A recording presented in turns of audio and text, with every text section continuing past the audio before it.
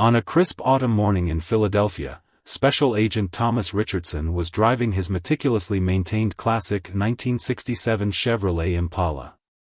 The vintage car wasn't just a vehicle, it was a testament to his father's legacy, carefully restored over countless weekends they'd spent together in their family garage.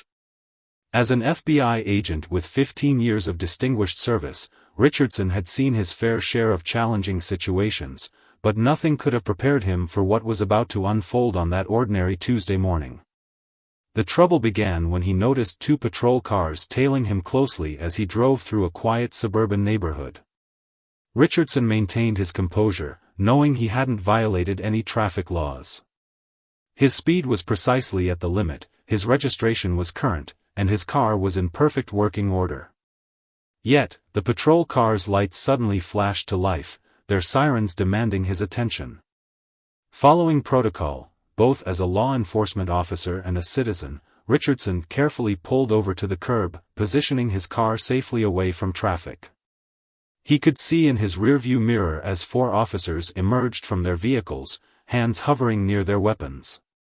The tension in the air was palpable, and Richardson's trained instincts told him something was very wrong about this stop. "Get out of the vehicle with your hands where we can see them." The command came through a megaphone, the officer's voice unnecessarily aggressive for a routine traffic stop. Richardson complied calmly, his movements deliberate and measured. As he stepped out, he noticed how the officers' postures shifted, their suspicion evident in their stance. Without warning or explanation, one of the officers approached the Impala and began a thorough search, disregarding basic protocol and Richardson's constitutional rights. The agent watched in disbelief as they roughly handled his father's car, carelessly tossing items from the glove compartment and trunk onto the street. "Sir, I need to inform you that I'm a federal agent," Richardson stated clearly, his voice steady despite the growing knot in his stomach. "My credentials are in my breast pocket." Instead of acknowledging his statement, the officers exchanged skeptical glances, one of them scoffing audibly. The situation escalated when they discovered his service weapon, legally carried and properly secured. The lead officer immediately drew his weapon, ordering Richardson to his knees. The humiliation of being forced to kneel on the concrete was overshadowed by the growing damage being done to his father's car. As they continued their illegal search, Richardson maintained his professional demeanor, though his heart raced watching them destroy the vehicle's pristine interior. The leather seats his father had so carefully restored were being slashed open, the dashboard was being dismantled, and the trunk liner was being torn apart, all without probable cause or a warrant. What the officers didn't realize was that their actions were being recorded not only by Richardson's dashboard camera but also by several neighbors who had begun filming the incident from their homes. The growing crowd of onlookers watched in shock as the officers systematically dismantled a car that was clearly well-maintained and belonged to a law-abiding citizen. The turning point came when a senior FBI official, alerted by Richardson's automated distress signal, a standard protocol for agents in the field, arrived at the scene. The atmosphere shifted dramatically as the official's government vehicle pulled up, its federal plates impossible to ignore. The look on the officers' faces transformed from aggressive confidence to dawning realization as Richardson's identity was confirmed within minutes. As the truth unfolded, the impact of their actions became glaringly apparent. The car they had destroyed wasn't just any vehicle, it was a cherished family heirloom belonging to a decorated federal agent who had spent years serving his country. The damage they had caused went far beyond the physical destruction of the car. It struck at the heart of everything the badge was supposed to represent. This incident would soon spark a nationwide conversation about law enforcement accountability and the importance of constitutional rights. But for Richardson, standing there watching his father's beloved Impala being photographed for evidence, the personal cost was beyond measure. The car that had once been a symbol of family bonds and shared dreams now stood as a stark reminder of how quickly prejudice could override professional judgment and basic human dignity. The aftermath of the incident unfolded like a shockwave through the Philadelphia law enforcement community. Within hours of the unlawful stop, the FBI field office was buzzing with activity. Special Agent Richardson sat in a conference room, surrounded by senior officials and internal affairs investigators, recounting every detail of the morning's events.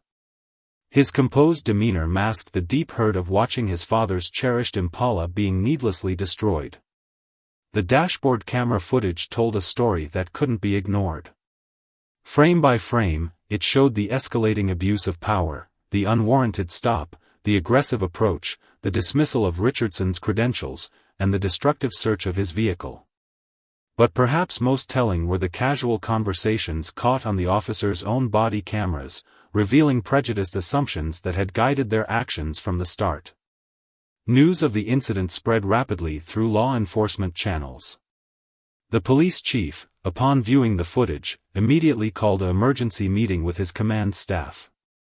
The expressions around the conference table grew increasingly grim as they watched the video evidence. This wasn't just another complaint about police misconduct, this was an FBI agent being profiled and mistreated by their own officers. Meanwhile, the cell phone videos taken by neighbors began circulating on social media. One particularly powerful clip showed Richardson, still kneeling on the concrete, calmly explaining his status as a federal agent while officers continued their destructive search.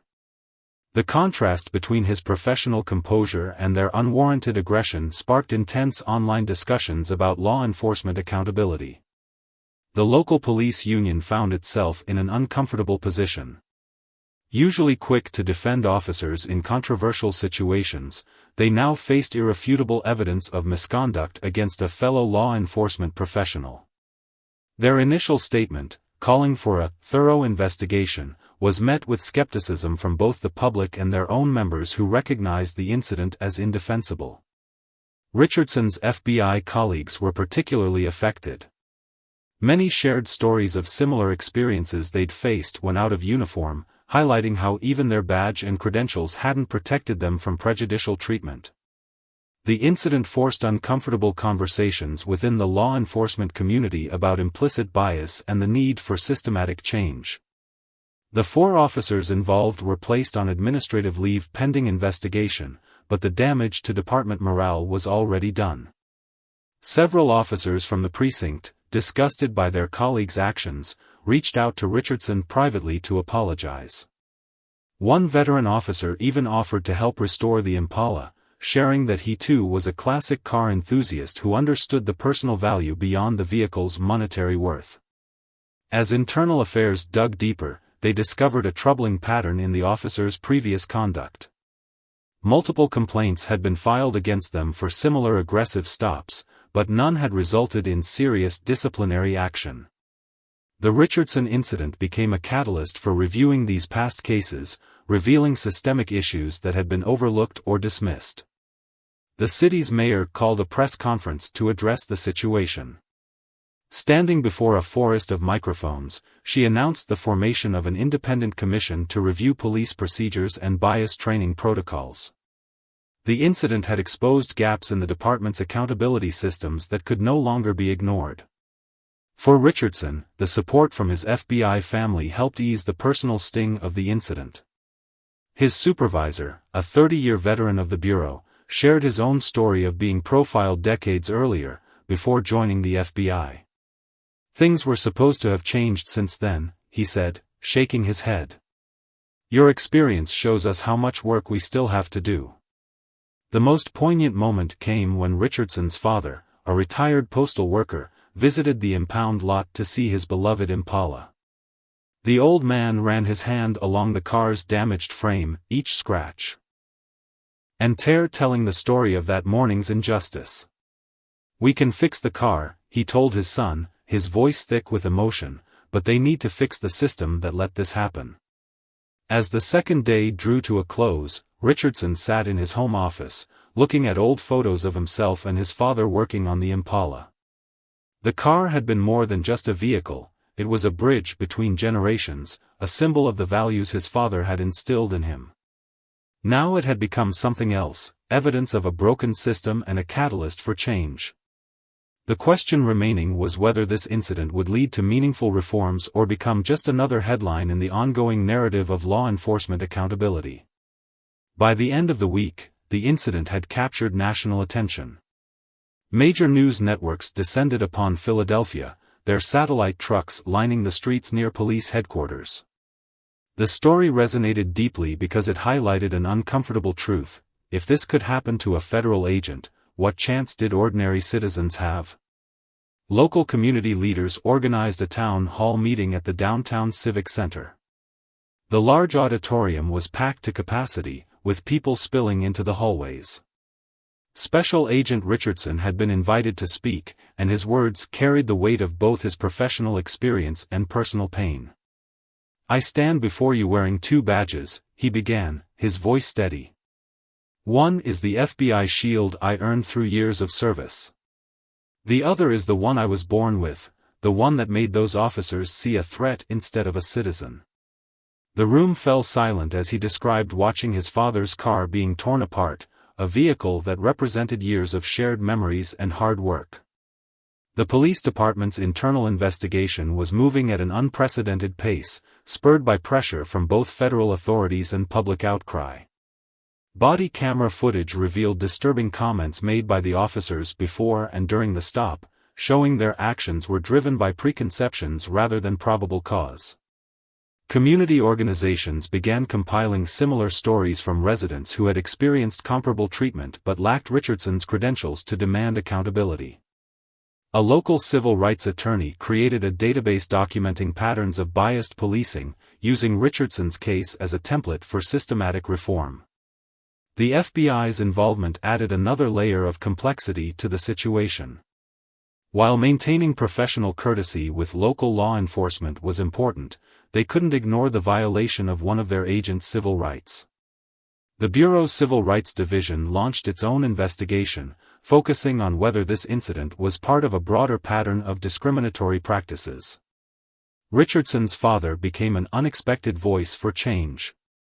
A quiet man by nature, he found himself speaking at community meetings, sharing the story of the Impala, how he'd bought it used when Richardson was just a boy, how they'd spent countless weekends restoring it together, and how it had become a symbol of their bond.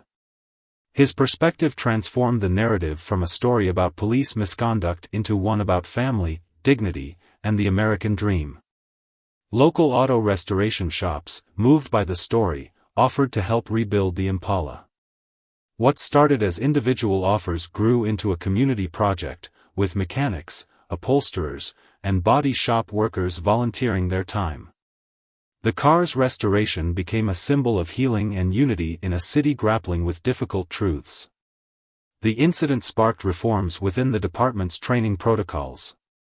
The police chief, under intense scrutiny, announced mandatory retraining for all officers, with a focus on implicit bias and de-escalation techniques.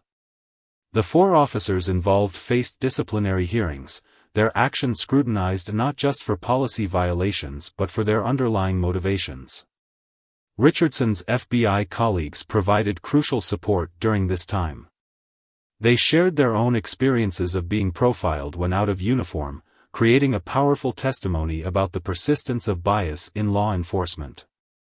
Their stories, combined with Richardson's incident, formed the basis for new training materials used in police academies across the country. Social media played a significant role in spreading awareness. The videos taken by neighbors went viral, generating millions of views and thousands of comments. What made these videos particularly powerful was the clear audio of Richardson calmly identifying himself as a federal agent while officers continued their destructive search. The contrast between his professionalism and their misconduct was undeniable. Local youth organizations began using the incident as a teaching moment. They organized workshops where young people could learn about their rights during police encounters while also understanding the challenges faced by law enforcement officers who serve with integrity. Richardson himself participated in several of these sessions, turning his experience into a lesson about maintaining dignity in the face of injustice. As the 3rd week since the incident drew to a close, the impact continued to ripple through the community. The city council proposed legislation requiring enhanced oversight of traffic stops and searches. Civil rights organizations used the case to push for broader reforms in police training and accountability. What had started as one man's humiliating experience was transforming into a catalyst for systematic change. Throughout it all, Richardson maintained his commitment to both justice and healing. "This isn't about revenge," he often said in interviews. "It's about making sure that what happened to me serves a greater purpose. Every time I look at my father's car being restored, I see how a community can come together to rebuild not just a vehicle, but trust itself." 1 month after the incident, the disciplinary hearings began. The proceedings took place in a tense atmosphere at police headquarters, with media crews camped outside and protesters holding silent vigils on the sidewalk. Inside the hearing room, Special Agent Richardson faced his accusers for the first time since that morning on the suburban street. The evidence presented was damning. Enhanced audio from the body cameras revealed conversations between the officers before the stop, showing they had targeted the vintage Impala based on prejudiced assumptions about who could own such a vehicle in that neighborhood. Their subsequent actions, the aggressive approach, the dismissal of Richardson's credentials, and the destructive search, painted a clear picture of misconduct. During his testimony, Richardson maintained his professional composure, even as he described watching the officers destroy his father's car. "What hurt most wasn't the damage to the vehicle," he explained, his voice steady. "It was seeing how quickly these officers were willing to discard the principles they'd sworn to uphold." His words carried extra weight coming from a fellow law enforcement professional who understood the challenges and responsibilities of wearing a badge. The hearings also brought forward unexpected allies. Several officers from the same precinct testified about a culture of unchecked behavior and ignored complaints. A retired police sergeant spoke about witnessing similar incidents throughout his career, expressing regret for staying silent. Their testimonies transformed the proceedings from a single incident into an examination of systemic issues. Meanwhile, the community's effort to restore the Impala had taken on a life of its own. The local technical college turned it into a special project for their automotive program. Students worked alongside experienced mechanics, learning not just about car restoration but about community healing. Every replaced panel and repaired component became a symbol of restoration, not just of the car, but of trust between law enforcement and the community. Richardson's father became a regular visitor to the restoration workshop. He shared stories about the car's history with the students, teaching them about the mechanical aspects while also conveying the deeper meaning behind their work. "This car," he would say, "is more than metal and chrome. It's about legacy, respect, and doing things right." The FBI's involvement brought additional scrutiny to the case. Their investigation expanded beyond the initial incident, examining patterns of similar stops and searches in the department. The findings suggested a troubling pattern of profiling that had gone unchallenged for years. This broader perspective helped shift the conversation from individual misconduct to institutional reform. Local civil rights organizations used the momentum to push for concrete changes. They proposed new guidelines for traffic stops, mandatory reporting requirements, and enhanced civilian oversight. The city council, feeling the pressure of public attention, fast-tracked several reform measures that had been stalled for years. The police chief, recognizing the need for substantial change, announced a comprehensive review of department policies. Training protocols were revamped, with a new emphasis on cultural competency and de-escalation techniques. The department also established a community advisory board, giving residents a direct voice in police oversight. As the disciplinary hearings continued, they revealed deeper issues within the department. Records showed that previous complaints about the officers had been dismissed or downplayed. The Internal Affairs Division faced tough questions about their handling of these earlier cases. The spotlight on these systemic failures led to calls for restructuring the department's accountability mechanisms. Social media continued to play a crucial role in maintaining public attention. Updates about the Impala's restoration went viral, with thousands following the progress online. The project became a symbol of hope, showing how a community could work together to address injustice and create positive change. Richardson used his platform thoughtfully, focusing on solutions rather than recrimination. He spoke at police academies and law enforcement conferences, sharing his unique perspective as both a victim of profiling and a federal agent. His message emphasized the importance of principled policing and the cost of betraying public trust. The national media coverage brought attention to similar incidents across the country. Other law enforcement officers began sharing their own experiences of being profiled when out of uniform. These stories highlighted how deeply rooted these issues were, transcending individual departments or regions. The impact on police-community relations was significant but complex. While some officers initially responded defensively, many recognized the incident as a needed wake-up call. Community leaders noted a new willingness among police officials to engage in difficult conversations about bias and accountability. As the fourth week of hearings drew to a close, the department announced their decisions. 2 officers were terminated, 1 resigned, and 1 faced suspension and mandatory retraining. But beyond these individual consequences, the incident had sparked changes that would affect policing in the city for years to come. Throughout this period, Richardson remained focused on the bigger picture. "These hearings aren't just about punishment," he said in a statement to the press. "They're about accountability and change. Every officer who carries a badge needs to understand that with power comes responsibility not just to the law, but to the principles of justice and human dignity that the badge represents." The 5th month since the incident brought significant developments in both the case and its broader implications. The restored Impala was nearly complete, its gleaming surface now a testament to community solidarity rather than a reminder of injustice. The technical college students and volunteer mechanics had worked tirelessly, their dedication transforming the car into something more than just a restoration project. The police department's internal changes were beginning to show tangible results. New training protocols, implemented in response to the incident, had every officer in the force going through enhanced bias awareness and de-escalation programs. The changes weren't just procedural, there was a noticeable shift in departmental culture, with officers increasingly willing to speak up about concerning behavior among their colleagues. Richardson's role had evolved as well.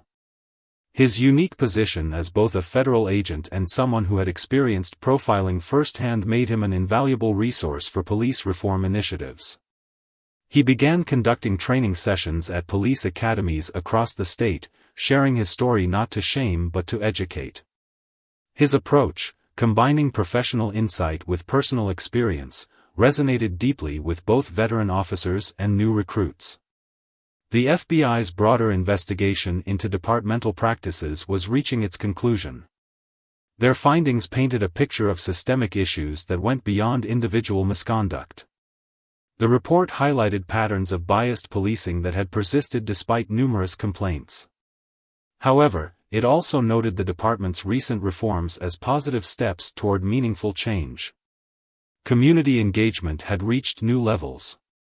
The police chief, taking a proactive approach to rebuilding trust, established regular town hall meetings where residents could voice concerns directly to department leadership. These sessions, once tense confrontations, were evolving into productive dialogues about community safety and police accountability. The technical college's automotive program had gained unexpected recognition for their work on the Impala.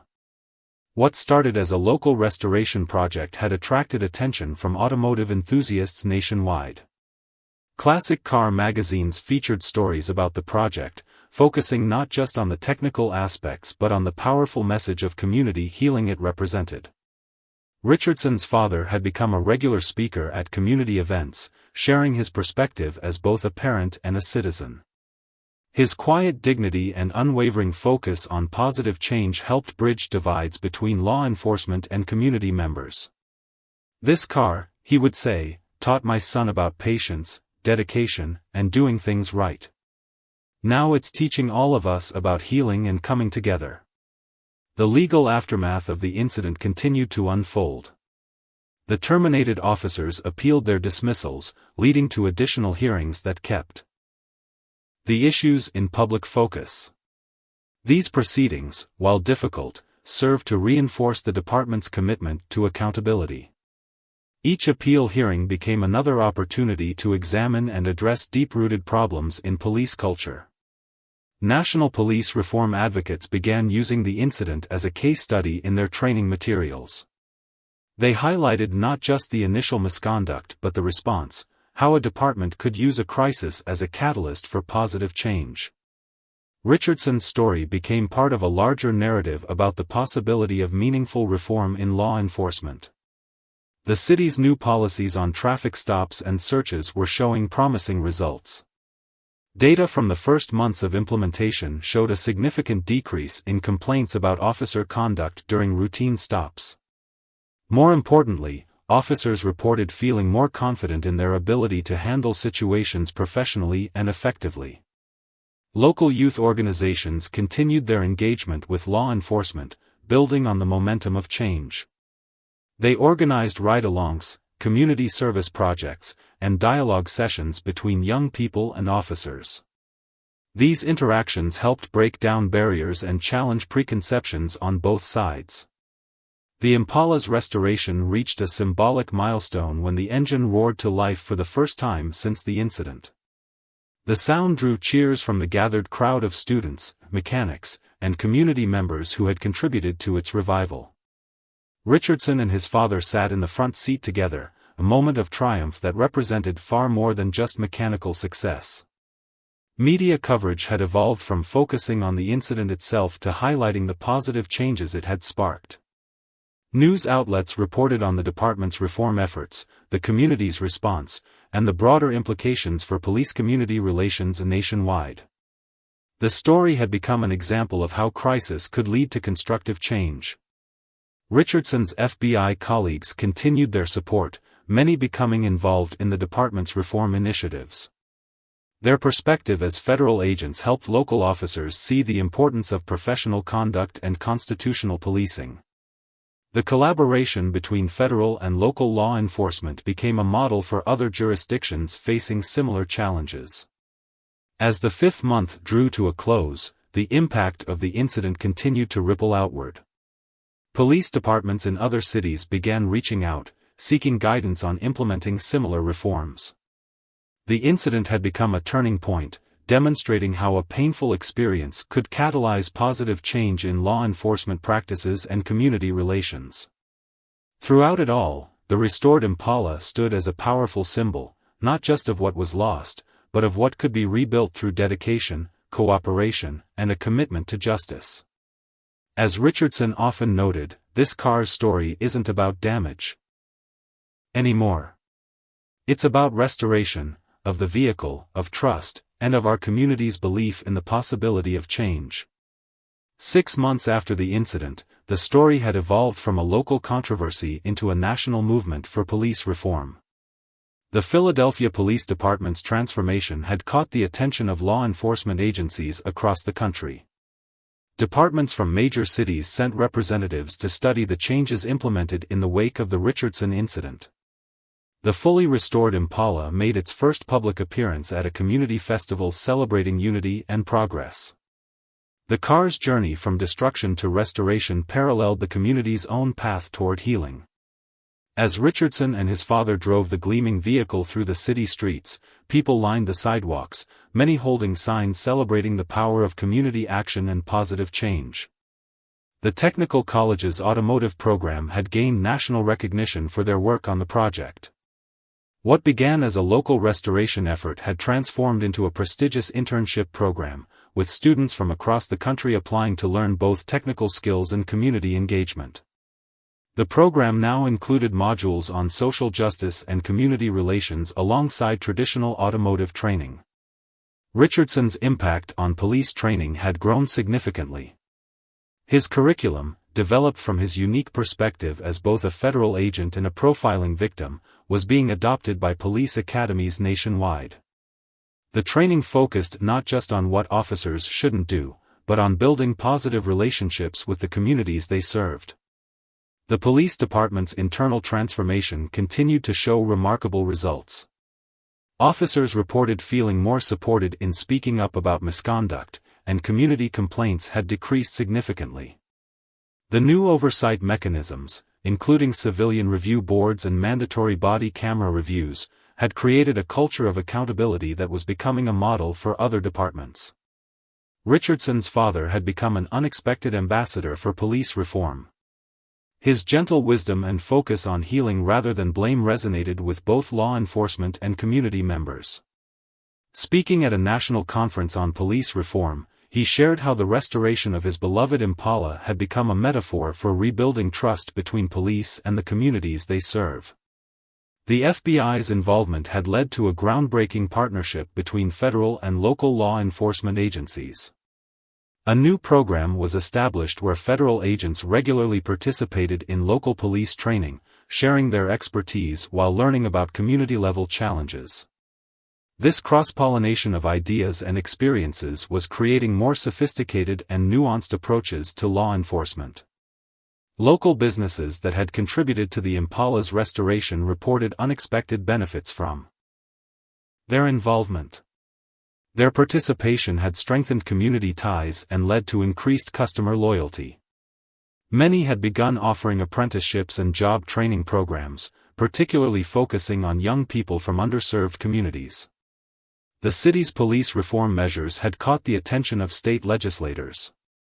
New bills were introduced based on Philadelphia's experience, aiming to standardize police training and accountability measures across the state.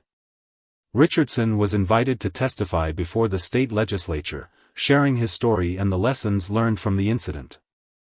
The former officers involved in the incident had taken different paths.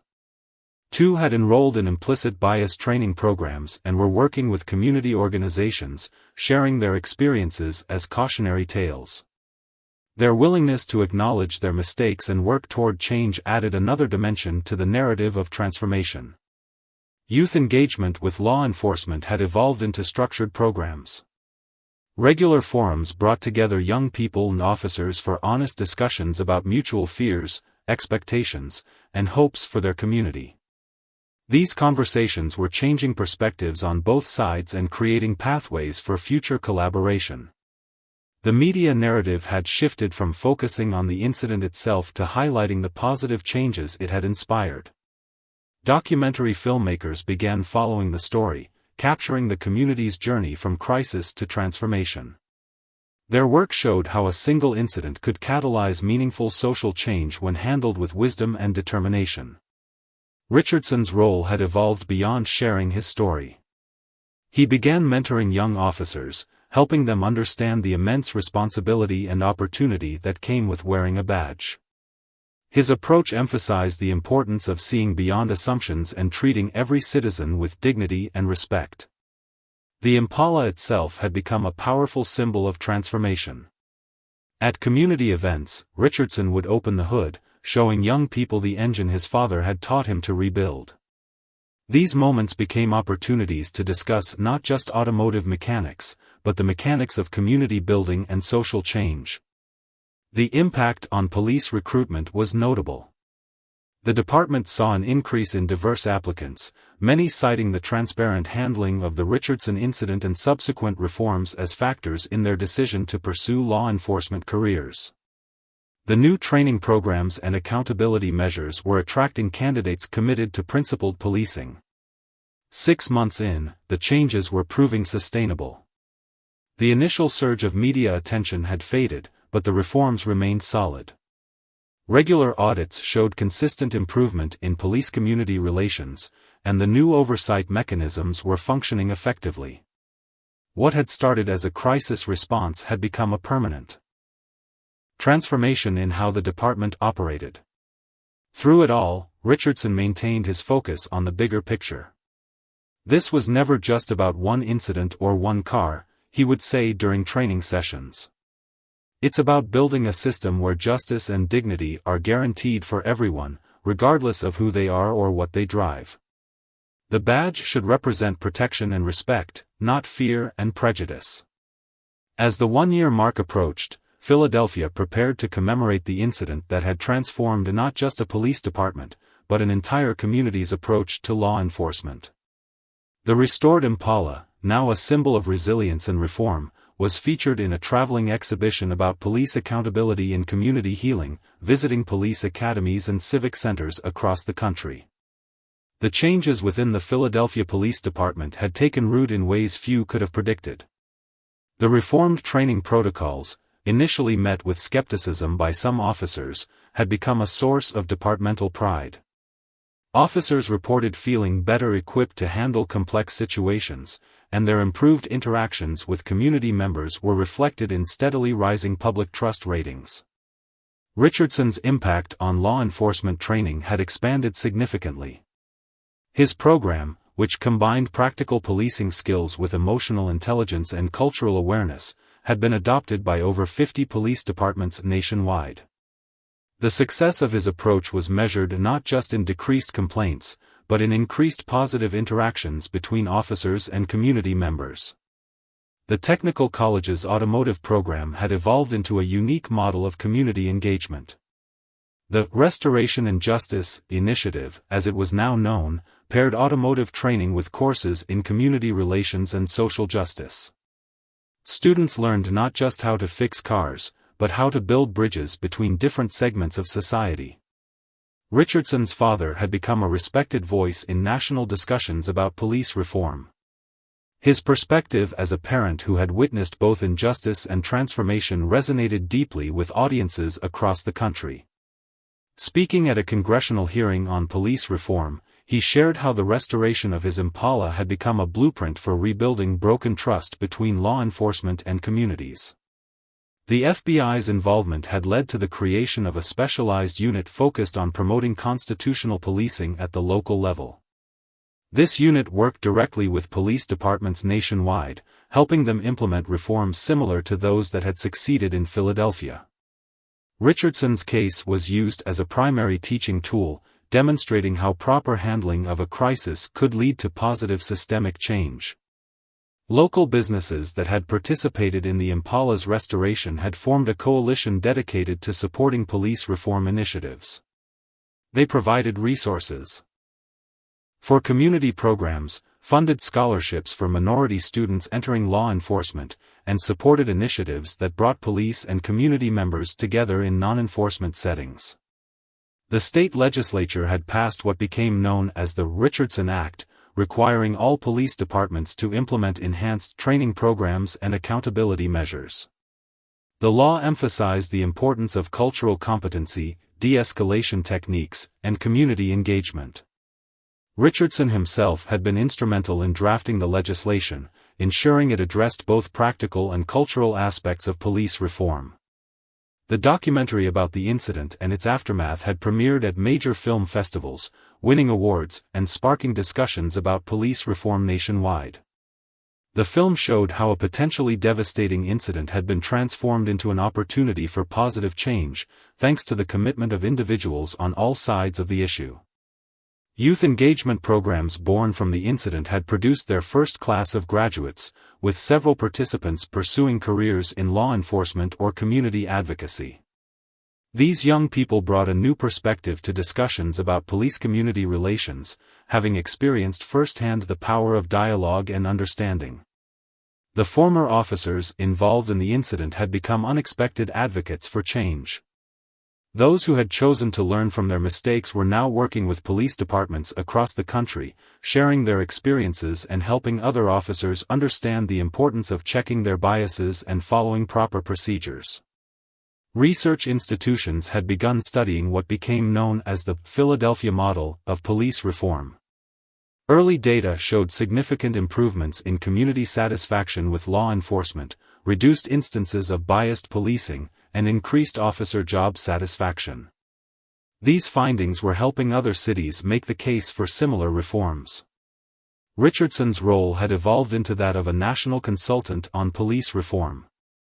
While maintaining his position with the FBI, he worked with departments across the country, helping them implement changes that would prevent incidents like the one he had experienced. His approach emphasized the importance of proactive reform rather than reactive change. The Impala continued to serve as a powerful symbol of transformation. At each stop on its national tour, the car drew crowds of people eager to learn about its story. Richardson and his father would often appear together, sharing how their personal experience had become a catalyst for nationwide change in police practices and community relations. The impact on police culture was perhaps the most significant change. Officers in departments that had implemented reforms reported feeling more supported in maintaining high ethical standards and more confident in their ability to serve their communities effectively. The fear and mistrust that had characterized many police community interactions were being replaced by mutual respect and understanding. As the first anniversary approached, Philadelphia planned a week of events focused on celebrating progress while acknowledging the work still to be done. The schedule included community forums, police training demonstrations, youth programs, and a special ceremony where the Impala would be permanently displayed at the city's Civil Rights Museum. Richardson reflected on the year's journey with a mix of sadness and hope. "What happened that morning was wrong," he would say, "but what happened afterward shows the best of who we can be when we choose to work together for change. Every time I see my father's car now, I don't just see what was broken, I see what we built together as a community." 18 months after the incident, Special Agent Richardson stood before a packed auditorium at the National Law Enforcement Conference. The restored Impala sat on display beside the stage, its polished surface reflecting the spotlight. The car had become more than just a vehicle, it was a testament to how crisis could transform into opportunity, how destruction could lead to rebuilding something stronger. The conference marked a significant milestone in American law enforcement. Representatives from over 500 police departments nationwide had gathered to discuss the implementation of what was now widely known as the Richardson Protocols, a comprehensive approach to police reform that had grown from that fateful morning in Philadelphia. Statistics told a compelling story of change. Departments that had adopted the new protocols reported a 60% decrease in complaints about officer conduct, a 45% increase in successful community engagement programs, and significantly improved ratings in public trust surveys. These numbers represented more than just improved metrics, they reflected real changes in how officers and communities interacted. The Technical College's Restoration and Justice program had expanded to 30 cities, each using hands-on automotive training as a vehicle for building bridges between law enforcement and local communities. The program had become a model for innovative approaches to community policing, showing how shared projects could break down barriers and build understanding. Richardson's father, now a respected voice in police reform discussions, sat in the front row of the auditorium. His journey from a father watching his restored car being destroyed to a national advocate for positive change embodied the transformation many hoped to see in American law enforcement. The car they had rebuilt together had become a symbol of something far greater than either of them had imagined. The FBI had incorporated lessons from the incident into its core training curriculum. Every new agent now studied the case, not just as an example of what to avoid, but as a model for how law enforcement could respond to crisis with transparency, accountability, and a commitment to positive change. The Bureau's relationship with local police departments had evolved into true partnership, focused on supporting constitutional policing at all levels. The original officers involved in the incident had taken different paths, but their stories had become part of the larger narrative of transformation. Those who had embraced change and worked to make amends had found new purpose in helping other officers understand the impact of their actions.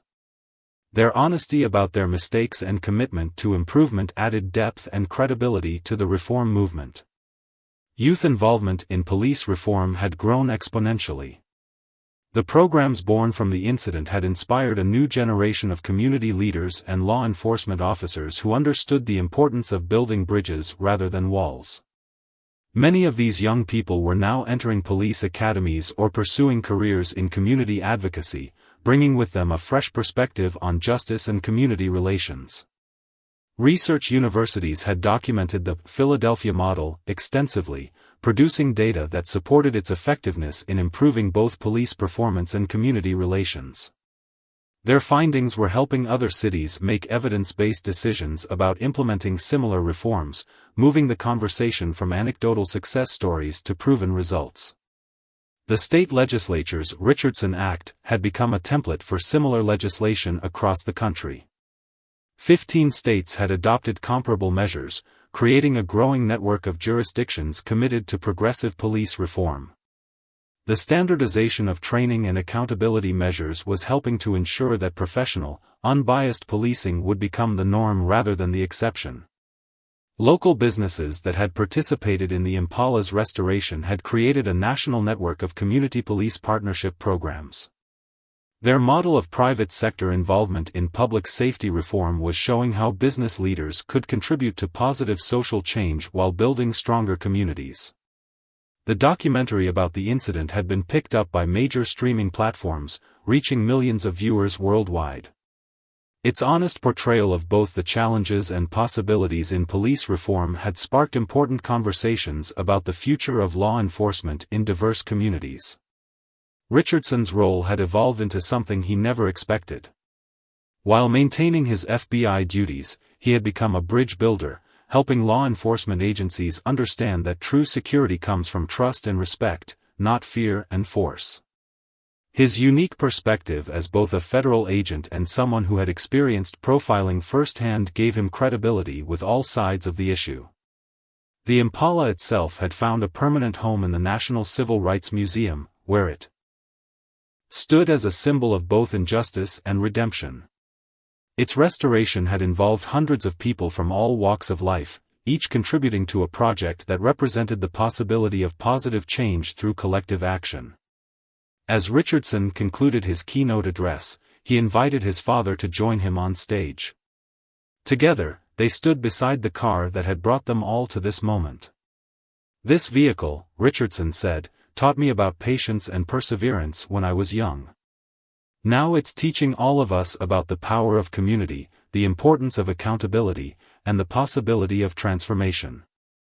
The applause that filled the auditorium wasn't just for Richardson or his father, or even for the gleaming Impala that stood as a symbol of their journey.